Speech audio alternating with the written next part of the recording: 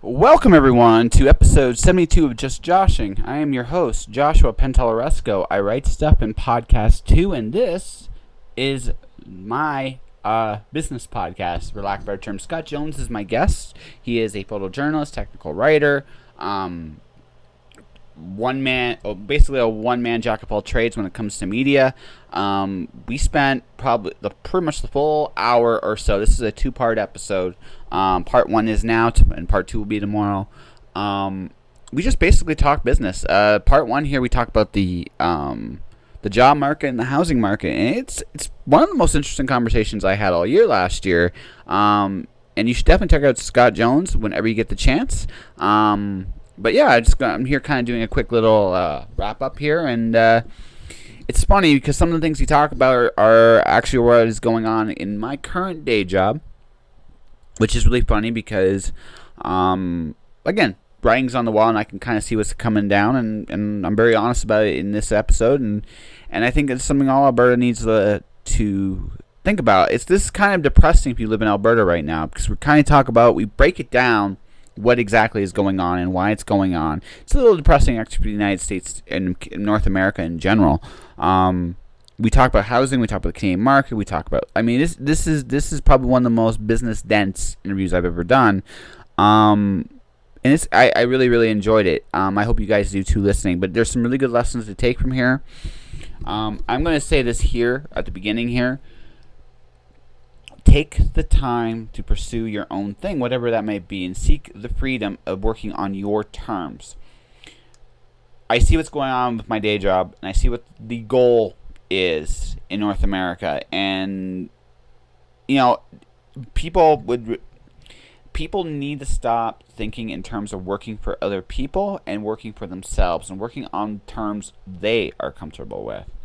And if nothing else from this podcast, I hope you guys get that more than anything else. All right. Well, beyond all that, I think we'll just go right into the interview. Let's see, anything else of importance? Before I go, once again, subscribe to my newsletter, worldwideweb.tinyletter.com/jpenteleresco, JPANTALLERESCO. There's probably going to be a nice little preview of something coming down the pike. I think you guys will enjoy it. And anyway, I gotta go back now to finishing up sending my next beta read off.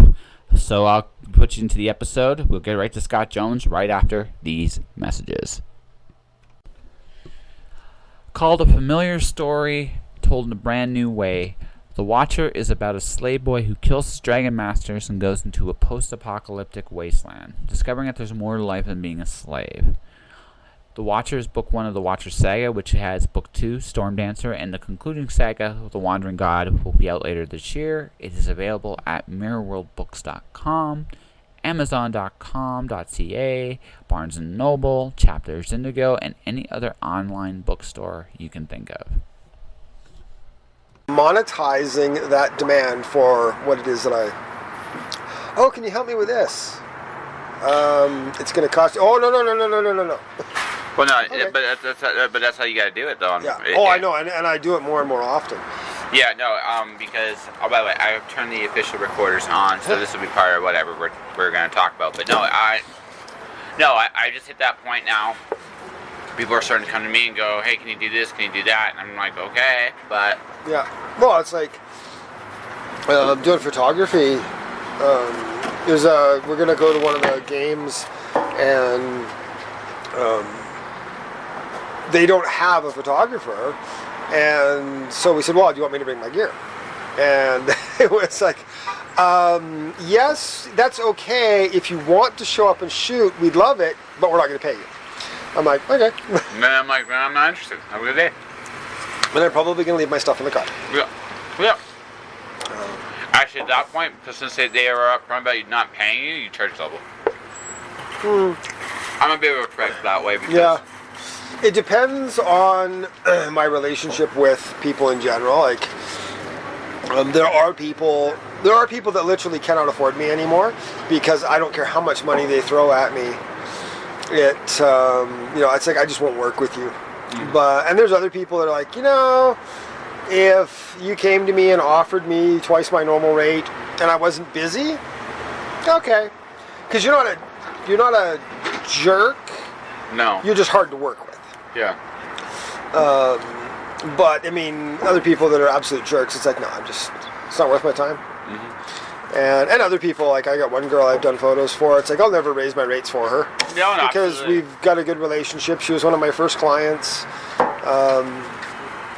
and she's not demanding. She's not like she's like the dream client. So it's like, yeah, you can have whatever rates. I feel are fair. Whereas me, I'm like, well, I just became a publicist. I'm learning a lot of the ins and outs about that right now. Yeah. Trying to get both my clients as much press as I possibly can. Yep. Which is good. Although right now what I'm doing is I'm more interested in the online presence right now than Yes. I actually am in anything else. I used to have a publicist. I dropped my publicist. Just for a couple of reasons. He did something on a professional level. Looking back, it was an overreaction on his part, Yeah. but it's worrisome. And sometimes those flags are there, and if you ignore them, they can come back and bite you. I did that with one client. Yeah, no, it's just one of those things where I'm just like, I just can't. I unfortunately did something I've been through already once before. Yep. And even though it wouldn't be anywhere near as much of a bite the bullet kind of thing with this one, it's just like I can't do it. I just can't. Yeah. There's a philosophy in business that you can either make the numbers or you can make the reputation. Yeah. If you're somebody who makes the numbers and the reputation, you do whatever it takes to keep them. Yeah. Because they are the ones that are going to make you successful. If you got somebody who doesn't make the numbers and doesn't make the reputation, well then you get rid of them. It's obvious. Yes. The question for a lot of people comes, what if they're making one and not the other? What if they make the numbers and not the reputation? What if they make the reputation but not the numbers? And almost all like long-term successful business people will say, you invest in the person who makes your reputation because they will reward you by making the numbers eventually. Yeah. Whereas if you've got somebody who's making you tons of money but damaging your reputation along the way, you cannot buy that back. No, you can't. No, once it's gone, it's gone. It's your integrity is ultimately what is your measuring stick in business. Yeah. It's why I try to keep my word on everything I do because it's just I'm not always on time, and that's something I just struggle with. And there's lots of people that do that. I mean, our society is adjusting, adapting. I mean, we've gone from our parents and grandparents were 9 to 5. Dad left work for 8 o'clock in the morning. He went to work. He came home. Dinner was ready. On the weekends, he did certain things. Tuesday night was this. Wednesday night was this. Thursday night was this. Our generation is a lot less structured than that, and there are even entire cultures that don't play to time the way our parents and grandparents did. Well, we can't. The big problem is that 9 to 5 job. Unfortunately, our grandparents and our parents, most of them were and are amazing workers. Unfortunately, what happened was that once they did the jobs that the companies wanted them to do, the reward was the companies just got rid of them because that was it. So now it's like us coming up. It's like, well, we saw that. We saw our college funds go away. We saw that house get ransacked because there was no like on the one hand, you almost have to admire the brutal efficiency of it. On the other hand, you have to look at it and say, I think the companies in the long run shot themselves in the foot. Comparatively, it's a very short term. Yeah. It's a very short term profit focus, and it's part of the problem with most Western countries is that their stock markets have gotten into the cycle of rewarding quarterly progress. So as long as your profits continue to improve by a certain amount every quarter, then you get a reward. So they will do almost whatever it takes, and in some cases whatever it takes, to get that regular quarterly boost, whether it's legitimate or not. But and most of the time it's not legitimate anymore because there just comes a point where you have to either adapt the model or it grows. And the problem with that is that it's not even that they're inflating reports Wow. to say, oh, we didn't make it, but we'll fudge the numbers. They're even underreporting. Absolutely. Because they don't want to say, oh, well, we're supposed to make 2% every quarter, but we made 10% this quarter. Well, we don't want to report the full 10% because next week or next quarter they're going to want 2% more than we made now, not more than the average. And you can't argue with the game. Unfortunately, like, this is one of those things where it's just like, well, now everything's built to be blown away by literally like Big Bad Wolf style, house of sticks, house of whatever, just because there's nothing there. Yeah. Well, that's why some of the guys like Buffett, one of his mandates, if you call it, when he takes over a company, because he doesn't invest in a company unless he can buy 10% of the company and be on the board. Like, he doesn't just buy stock, he buys a percentage of the company because he wants a controlling interest. He wants to be able to, people to take notice. And supposedly one of his big things is that if he comes into your company, you have to go away from quarterly reports. Yeah. You have to go back to annual reports because he says we are not going to be beholden to the stock market. Yep. Because they are not running our business, and we don't care what they think. Yeah. We're running our business to be profitable for us. Absolutely. And I wish more people would do that. Well, it's going to go that way again because what's happening now is the markets are becoming more unstable. And Yeah. as they become more and more unstable... People are going to look for how do we make it stable. Well, yeah, and the thing is, and they're going to realize something too, is that the government isn't going to solve the problem for them because unfortunately the government's part of the problem for it. So Yeah. that's the thing. So what's going to end up happening is it's going to go back to an older model of... well, no, it will. Because it worked. Yeah. Right? It worked. It'll be modded slightly because, again, it's a different time and it's kind of a different thing. But some of the basic principles are going to be the same thing they were 30 years ago. And then the mistakes then those companies will have to avoid is, okay, reward your workers. Yeah. Whatever the case may be, reward your workers. If you can do that... Yeah. Like, I work at a shipping company, right? Yeah. And my job's obsolete. Yep. I can see the writing on the wall on that, right? It's just like it's gonna go away. Now, when it goes away, right? I'm gonna take a buyout because I know at that point once it goes, it goes. Yeah. Right. Yeah, because Yeah. warehousing, logistics, all that kind of stuff, it's all being automated. Yeah. And I've listened to people, oh, well, I work in a warehouse and I go to, I have to be able to go to this particular location and pull something out and, you can't automate that. Yes, I'm like, yes, you can. not only can you, but a lot of people consider Canada to be a first world country. I don't. No. Because true first world countries, Europe, Japan, most of those jobs have already been automated. Absolutely. They have, robotic pallet jacks that go, to wherever. They have the ability, they have claws, whatever, to pick certain things. And it is actually more efficient than humans. Yes, absolutely. For the biggest reason is because the North American logistics companies they've gone the wrong way, where they've tried to pay as little as possible, so you get people that don't give a crap. So you get stuff in the wrong slot in a warehouse. You get things that are, broken. You get things that are damaged. Whereas the robots, generally speaking, don't do that. Well, no. At that point, you just keep the engineers happy and you're good. That's it. That's all you have to do. You've got engineers to design it, then they walk away to the next project, and really you've got 2 or 3 people that are technical supervisors because they can fix the thing. Absolutely. And that's it. And the thing is, that's 20-year thinking. That's 20 years old. It's not even new thinking. No. What I'm thinking is, the next step I think what's going to happen is now that shipping and receiving and manufacturing are going to become one smaller package is the next step because I was in Phoenix and like I said, I sat beside a 3D printer for 3 days and I was thinking about this. It was like, this thing didn't make a lot of things, but the fact was it made it by itself, no supervision, if I was going into shipping and receiving or manufacturing right now, my investment would be intellectual property. Yep. That's honestly what my investment would be in right now because in the long run, the only companies that are still going to be around that are in those fields are going to be companies that have investments in the code because that's where the real money is going to be. It's the content. You and me, do a business deal.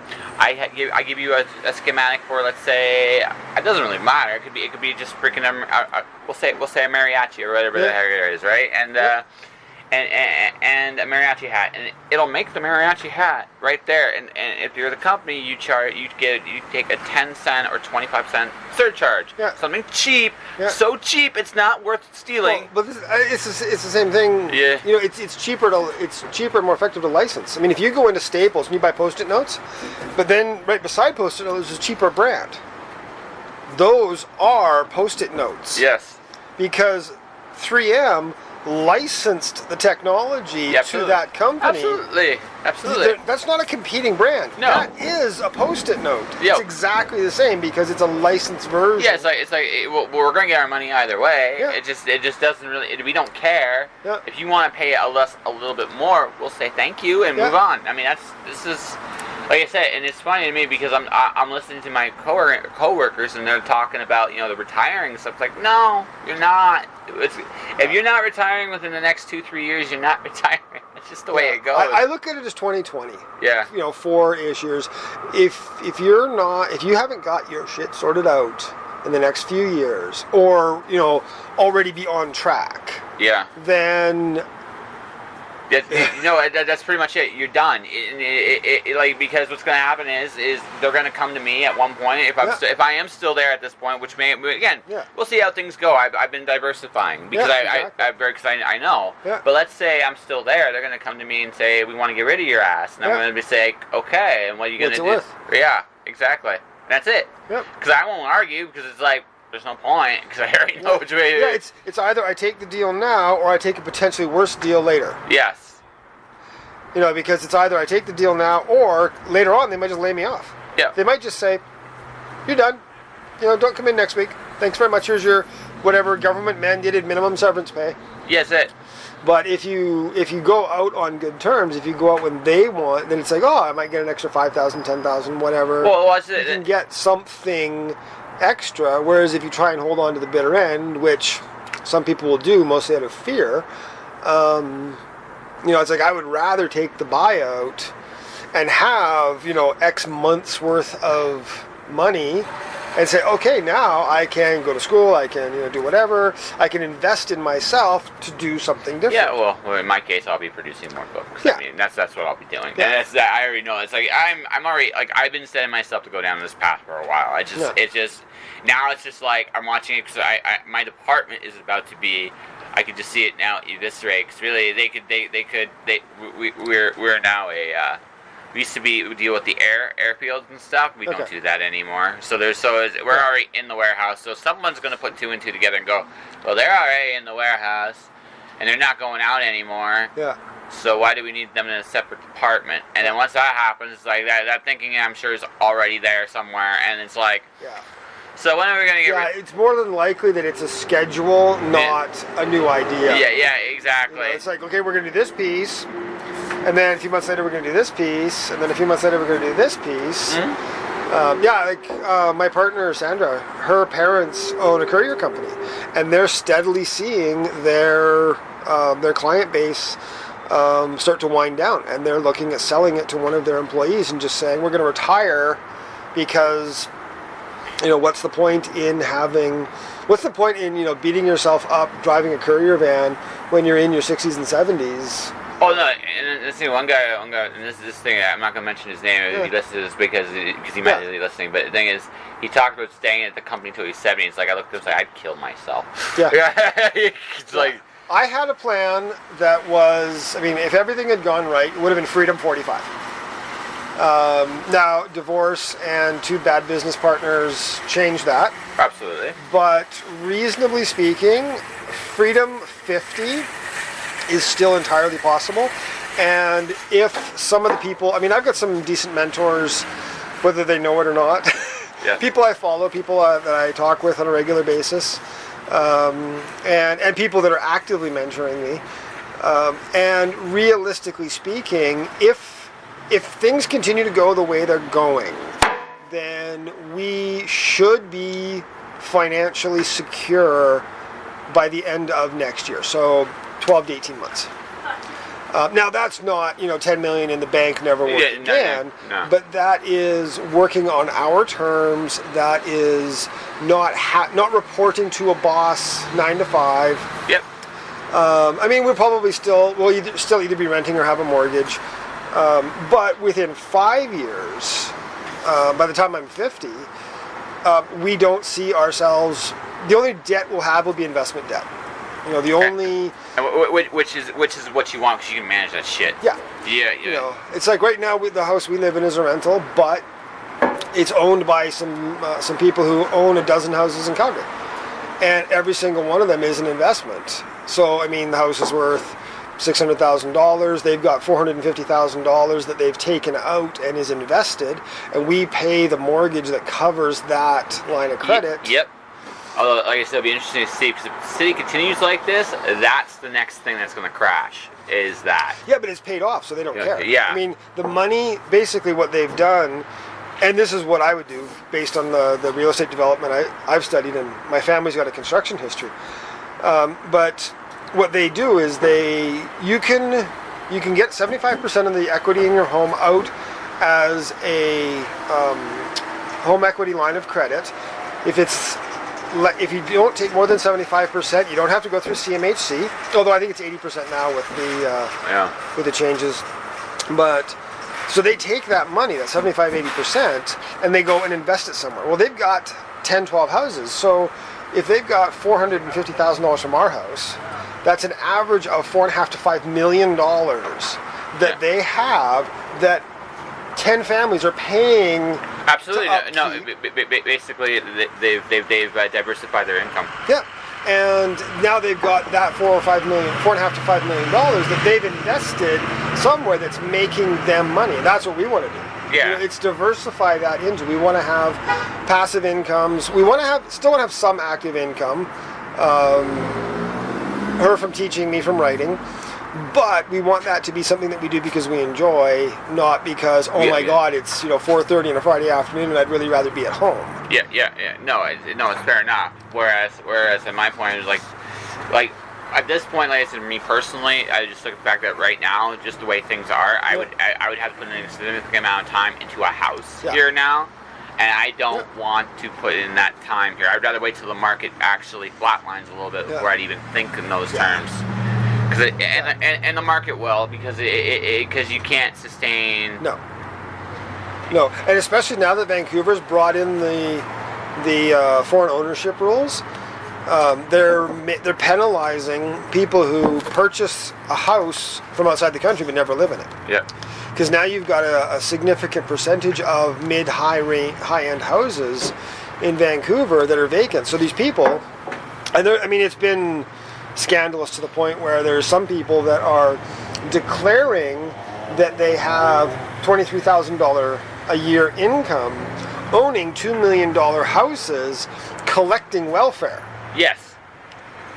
So it's like, that's not possible. It shouldn't be. And so what the Vancouver has gone to the province, and they're getting, I don't know if it's actually happened or if it's about to happen, but they're putting into place taxes so that if your house isn't occupied, then you have a penalty to pay, which that could end up being a negative for home buyers in Calgary, because Calgary is the next major center.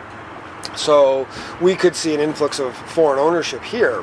Whether it'll happen or not, I don't know. Well, yeah, but the thing is, at this point, this is the difference between Vancouver and Calgary, though, is Vancouver there's always, even when it's dead, there's always some kind of active alternative income. Right now, although it's a good time to buy stuff right now, is here. The thing is, if there's no upswing on the oil here, but they don't care because they're not working here. Oh no, they're just buying property. Oh, absolutely. But the thing is, no one will pay for it if they raise the rate. Because there comes a point. If the average job here is like $15 an hour, that's about right. It's about $15 an hour here, give or take. And all right, that's the average job. Yeah. Then you can't reasonably pay the rent on a $400,000, $500,000, $600,000 home. No. You can't do it. So there comes a point where you own it, but it's just gonna sit there. Yeah, but the people that are buying, the people from overseas that are coming in aren't buying property to live in. They're not. They don't live here. They don't work. Most of them. Yeah. These are people who are buying property to move money offshore. Yes.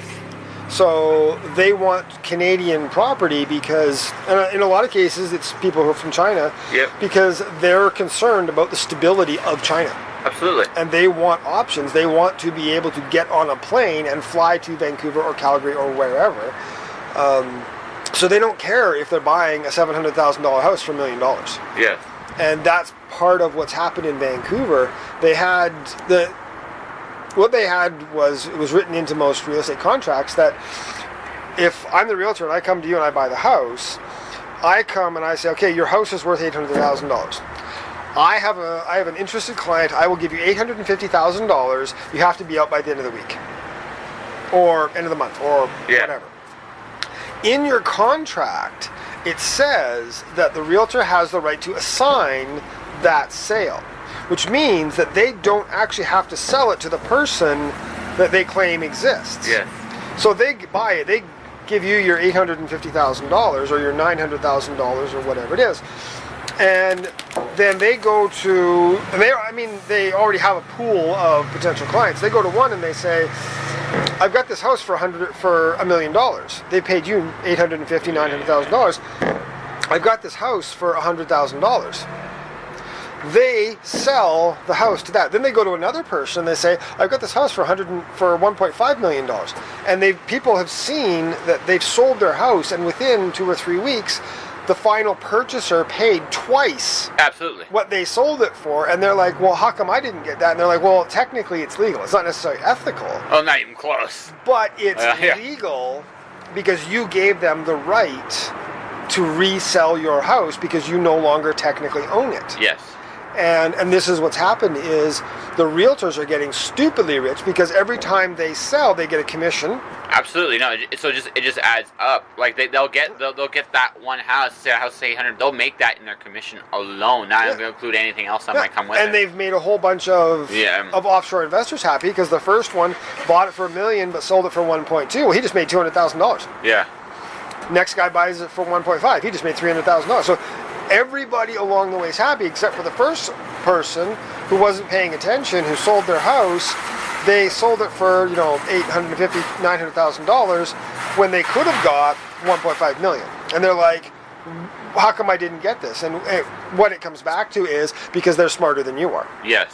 And it's more aware of how the game is played. Exactly. And it's something that Canadians really suck at, is understanding their money, how their money works, and the systems they're involved in. Like, you buy a house, you're involved in the real estate system. You need to know that system, and you need to not just rely on your realtor. No, because your realtor's in it for himself. That's not for you. Don't get me wrong. He will do his job most of the time. And that's the problem. There's an inherent bias in realty in that the realtors, you have a realtor, and you're going to buy a house. You want to pay the least amount of money possible, but your realtor has a vested interest in that house selling for as much as possible. Absolutely. Because his payment, his commission is based on the selling price of the house. So if you go in, and I've had this, I've said, well, I don't want to offer more than this, and the realtor was like, but I can't offer that little. You work for me, yes you can. Well, no, I can't offer that little. It's because they want the $1 million sale. They want they have specific criteria that benefit them, and it doesn't benefit you. No. And that's what most people don't get. They think, oh, well, my realtor's going to get me. No, they're not going to get you. They'll get you a deal you're happy with, but they're not going to go in there with a hard line low ball and say, this is why this house is not worth what you're asking for. This is why you need to come down in price, because the more they come down in price, the less the realtor makes. Absolutely. In Victoria, there was a big development, and my family was in construction, and one of our contractors was telling us that he was in this big, beautiful condo development, and one of the show units was $800,000, and this was 10 years ago, so it's probably $1.5 million now. But he walks into the condo and he's looking around, and the realtor walks up to him and says, so, what do you think? And he looked at the realtor and he said, this is a great $400,000 unit. And the guy says, no, this unit is $800,000. And he said, no, this is a $400,000 unit. I've done that. And he said he reached into his pocket, pulled out a stack of business cards, and dropped them on the floor. And like a half a dozen of them were standing upright in the gaps in the hardwood flooring for the $800,000 condo, and they couldn't even get the floors right. Yeah. He says, if you can't get the stuff I'm seeing right, how many things am I not seeing? This is not worth it. Yeah. But, you know, it's a big building boom. Everybody wants in. Everybody wants to get. Oh no, I've had that conversation. Even just landlords too. They'll look at my rent. I just look at this. It's like, no, it's not. It's not even worth half that. Yeah. And they're like, yes, it is. It's like, no, it's not. This place is generously a dive. And I've said that to. There's one guy in particular. He had like he had an index. This was just terrible. I was legitimately afraid to walk on it because I was like, I might fall through. Yeah. And I'm like, am I going to put it? No. Yeah. And it's like, I was like, how much? Like, this is at the Apex, mind you, but still, it was like $1,100 for this. So I'm like, no. Yeah. There was a friend of mine about 10 years ago in Victoria, and she didn't have a car, so we were driving her around to look at different rentals. And we get into one, and I kid you not, it was carpet rolled out over dirt floors. You know, it was a crawl space. I'm 6 foot. I could not walk because I would have been hitting my head on the timbers. And yet, no, this is, you know, like whatever it was, $700-800. They were asking market rent for a completely illegal, like not suitable for human habitation place. And yeah, it was not a good thing. But that's, you know, when there's a boom.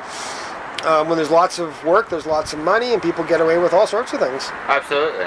And now, a couple years into oil prices being down, and they're saying that rents are down, in some cases, 20%.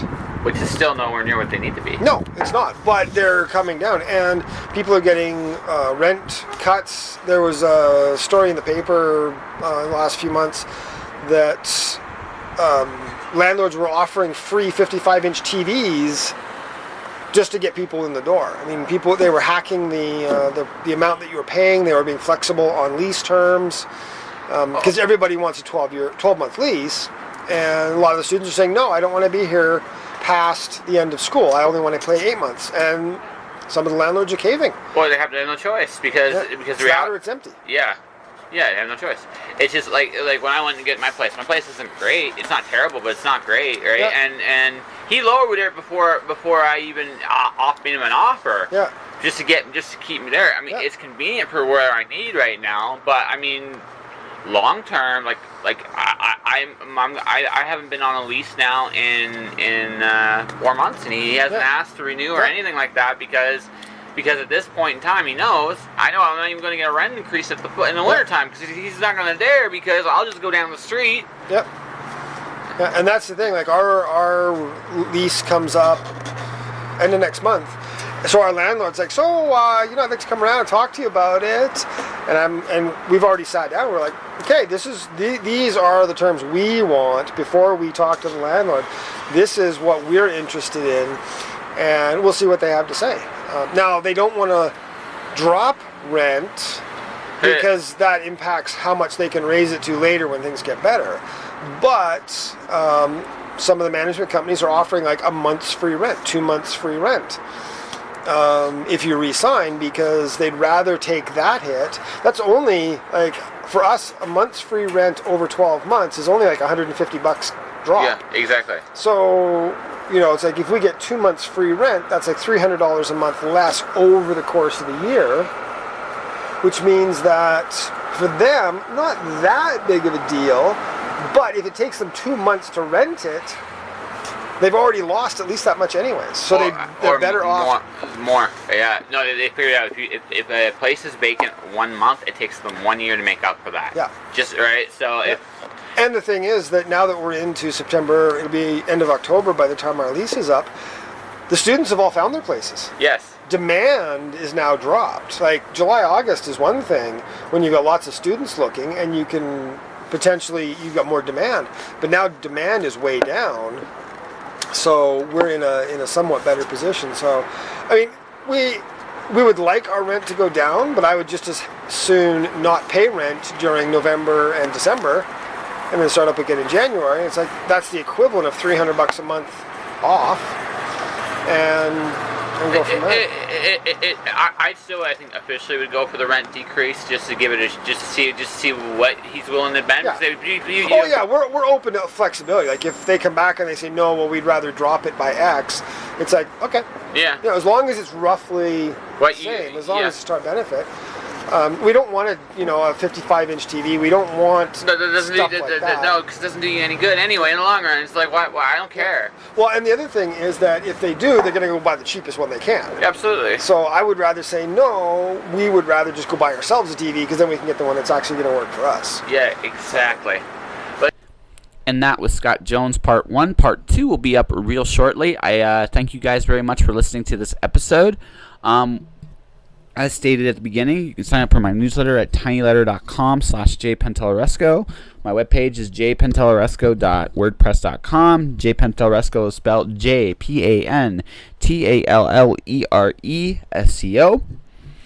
Beyond all that, before I go, I just want to make a quick thank you to Susie Bedori and Vanessa Cardaway. Both of those two have become my most played episodes. Susie at number 2, Vanessa at number 1.